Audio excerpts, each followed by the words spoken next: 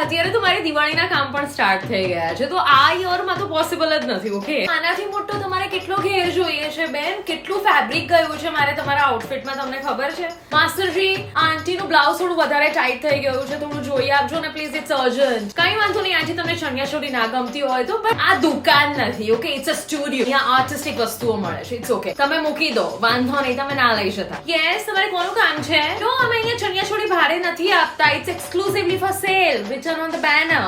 Okay. Yeah, thank you. You know, this color coordination is my own thought. Okay.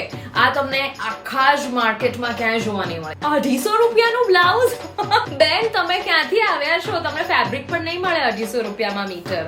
Okay, 5000 નું એ blouse છે. તમને એવું લાગે છે કે આ ચણિયાચોળી હું લો ગાર્ડન થી લાવીને મારા સ્ટુડિયોમાં વેચું છું, તો પ્લીઝ તમે લો ગાર્ડન જઈને ચણિયાચોળી લઈ લો.